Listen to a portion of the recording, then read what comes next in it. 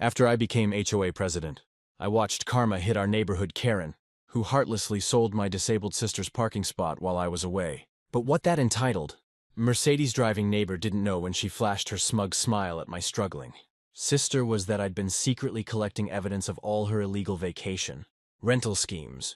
Wanna guess who's parking in the back lot now? Welcome to my channel. Please subscribe if you want more Karen and HOA stories. You know that feeling when your whole world changes in just 1 week? That's what happened when my sister Sarah's car accident left her paralyzed from the waist down. I didn't think twice about having her move in with me. She's my only family, and I'd do anything for her. What I didn't expect was how our quiet little condo community would turn into a battleground because of one entitled neighbor. I remember the day Sarah first came home from rehab. The previous HOA board had been amazing, rushing through approval for her designated handicap parking spot right by our front door. They even helped coordinate the installation of a small ramp. Our neighbors brought over casseroles and offered to help with groceries. Everything seemed perfect. Then Linda Harrison moved in next door with her Mercedes SUV and teenage daughter Chelsea. The first red flag? She complained about Sarah's wheelchair ramp, ruining the aesthetic of the building. I tried to be understanding. Maybe she just needed time to adjust to the community. But then came the noise complaints about Sarah's medical equipment. The endless questions about whether we had proper paperwork for the modifications. At first I kept things civil. I invited Linda over for coffee, showed her Sarah's approved permits, even offered to help her daughter with college applications since I work in university admissions. She smiled and nodded, but something felt off. I'd catch her taking photos of our parking spot and ramp when she thought no one was looking. The real trouble started when Sarah got a part-time job teaching online music lessons. Linda started timing Sarah's caregivers' visits, claiming they were running a business from our home. The irony? I'd seen strangers with suitcases going in and out of Linda's condo at all hours, but I kept that observation to myself for now. Yesterday, I got called away on an emergency business trip to review scholarship applications. Sarah assured me she'd be fine for the 3 days I'd be gone. I've got my caregivers, my students, and most of the neighbors are just a call away, she said. I made sure her spot was clearly marked. Her ramp was in perfect condition, and all our paperwork was organized in a folder on the kitchen counter. This morning, my phone buzzed with a text from our elderly neighbor, Mr. Chen, emergency HOA meeting called by Linda. Something about parking reassignment. Thought you should know. I tried calling Sarah, but it went straight to voicemail. When I checked my email, there it was, a notice about an urgent meeting to discuss community parking optimization.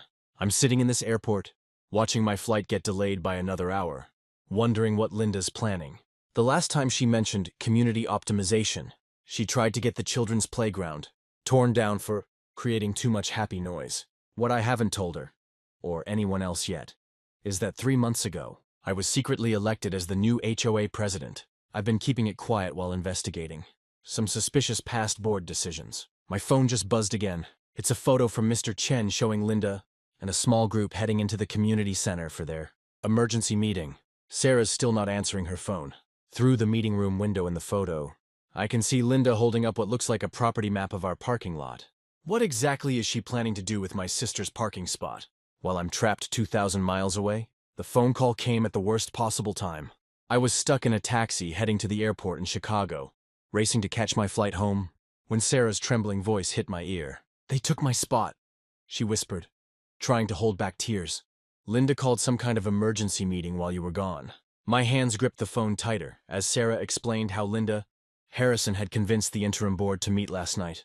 Only 5 members showed up, all Linda's coffee buddies from her weekly neighborhood watch meetings. They'd voted unanimously to sell Sarah's accessible parking spot to Linda for her daughter, Madison's new Sweet 16 convertible. But that spot was approved by the board, I protested, my voice rising enough to make the taxi driver glance back at me. They can't just take it away, Linda said. Since I'm not the homeowner, I don't have the same rights? Sarah's voice cracked. She brought printed copies of some old bylaw about resident privileges. When Mrs. Chen tried to object, Linda talked over her until she gave up. I felt sick imagining my sister at that meeting, alone against Linda's practiced manipulation. The spot we'd fought so hard to get, with all the proper paperwork and doctor's notes, gone in one night of dirty politics. Where are you supposed to park now? I asked, already dreading the answer. The back lot, Sarah replied quietly. Linda said it's only an extra 100 feet. She doesn't care that it's all uphill. Or that I'll have to wheel myself up that cracked sidewalk in the rain. I watched the airport approaching through the taxi window, my mind racing. Did anyone record the meeting? Take minutes? No, Sarah sighed. Linda said it was too urgent to wait for the regular secretary. Her friend Diane took notes by hand. Just then, I got a text from our neighbor Tom. You need to see this. Attached was a photo of Linda and Madison posing next to Sarah's old spot, marking it with pink chalk and champagne glasses like it was a victory photo shoot. Linda's signature smirk was clearly visible as she watched, my sister struggling up the hill in the background. I'll fix this, I promised Sarah, even as my stomach churned with worry. Just hang in there a few more hours until I'm home. But Linda wasn't done. Throughout the day, Sarah kept texting me updates.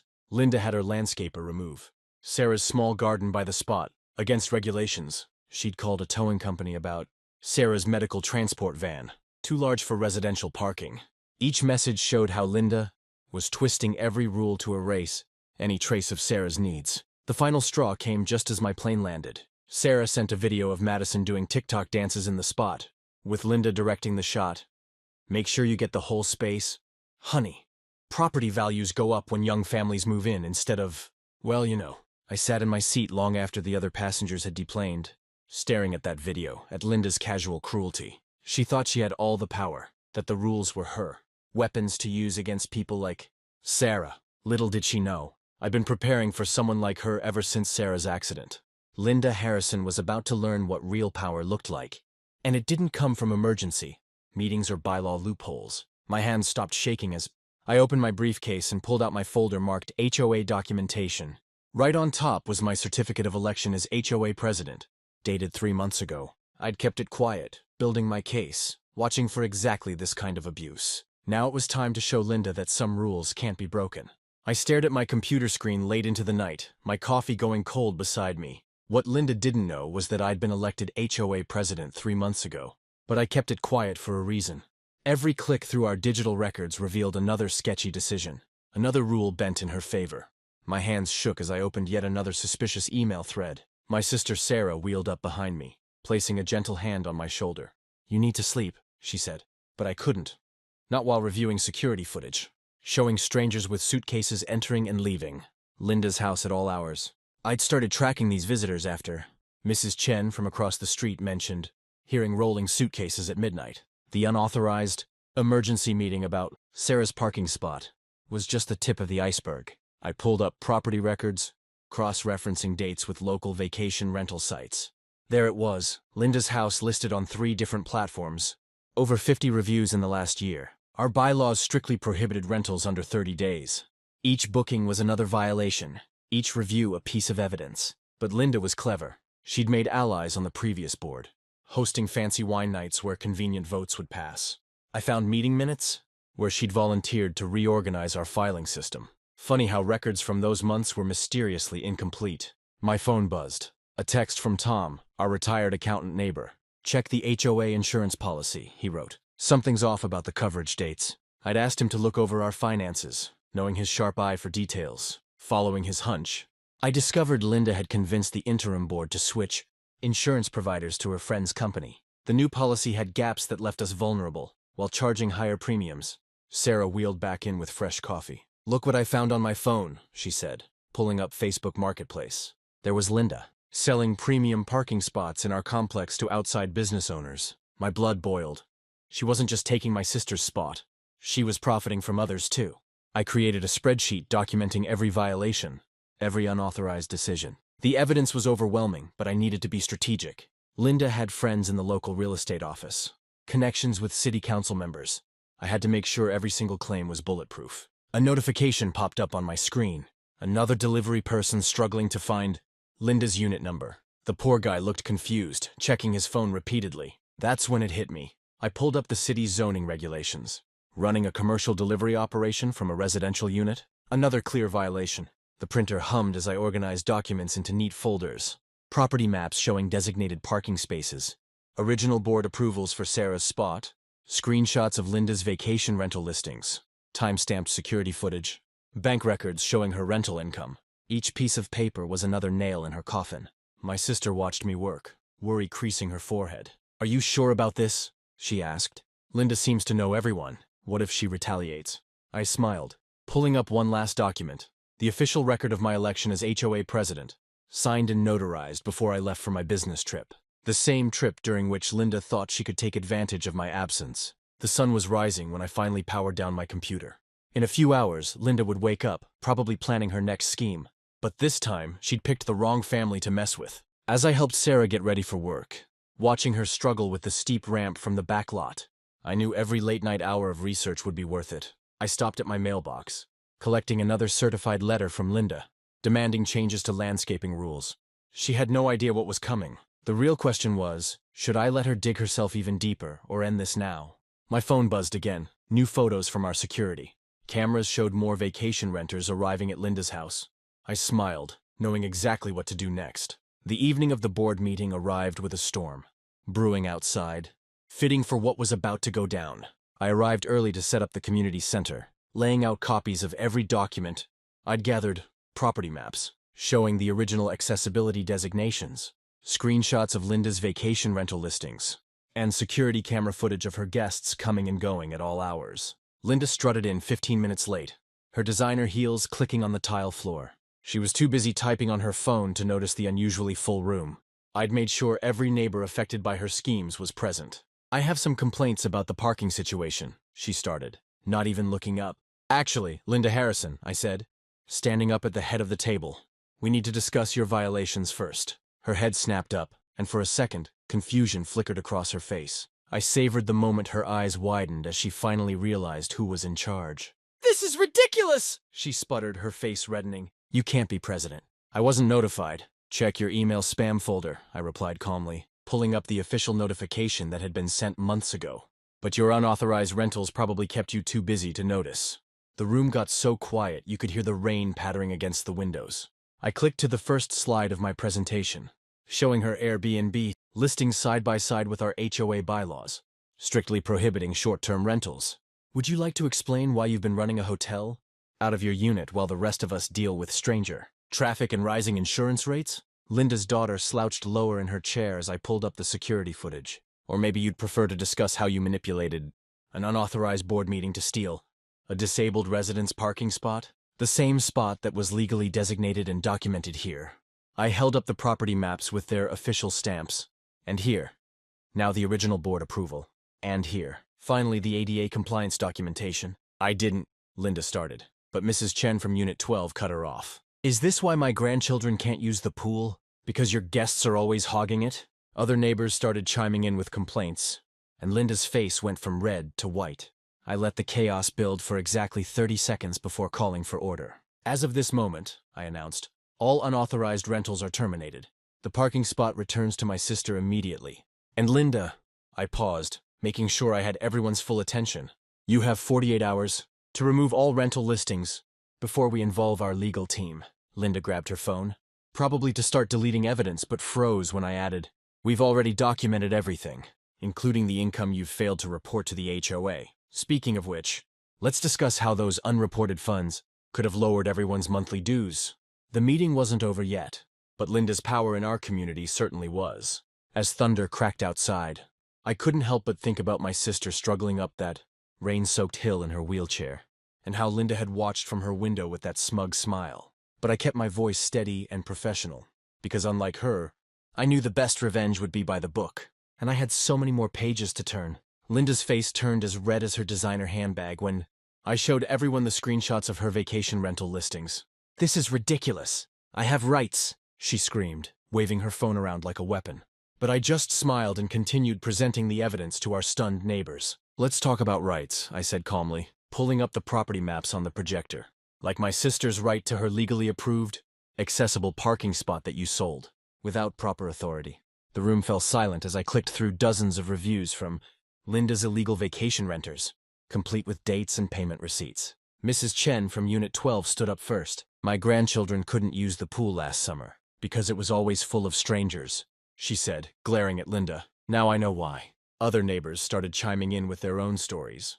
Noise complaints, unfamiliar cars, missing packages. Linda tried playing the victim card. "I'm a single mother trying to make ends meet," she wailed, dabbing at her dry eyes with a designer tissue. That's when I revealed her Mercedes payments and country club membership dues, all paid for with rental money that should have gone to the HOA. Speaking of payments, I continued, let's discuss how our maintenance fees mysteriously increased right after you joined the board.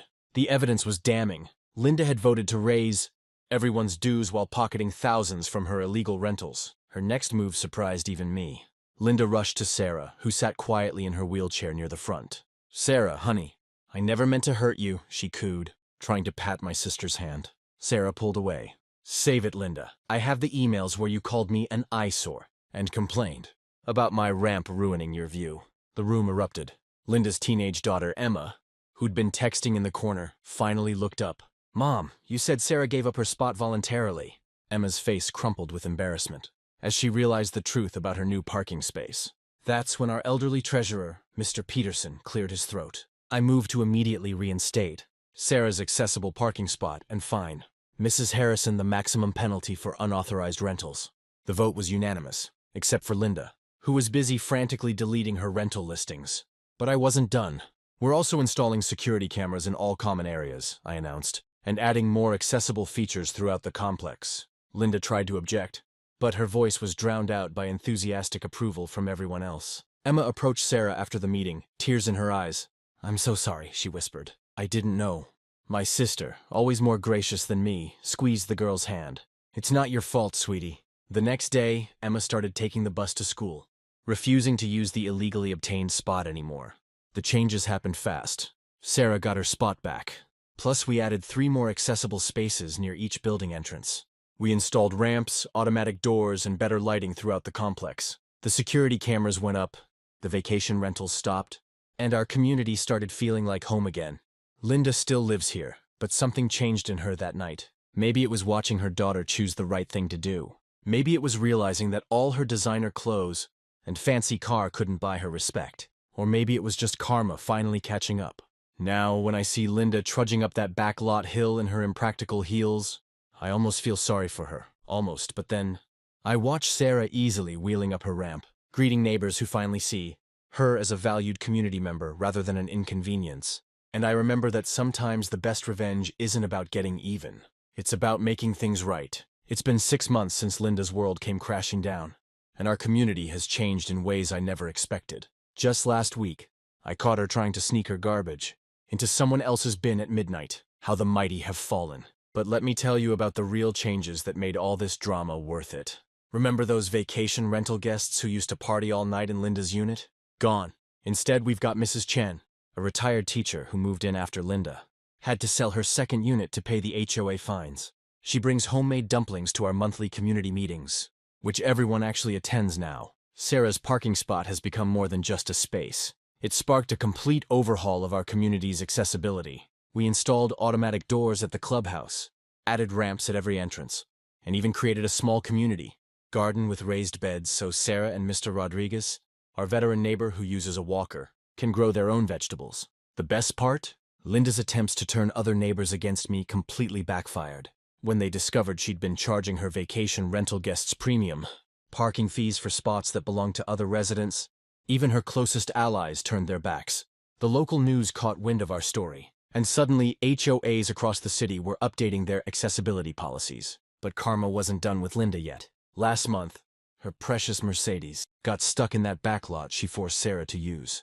Turns out expensive cars don't do well in flood zones.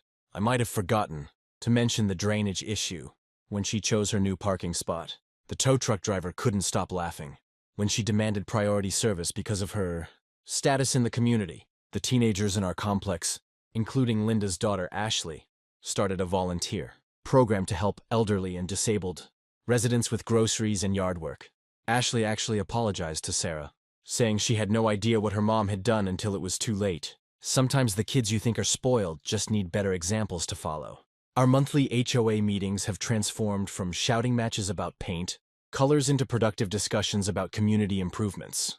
We've started a neighborhood watch program, planted trees along the walkways, and even created a small dog park, though Linda still insists on walking her poodle off-leash despite the new rules.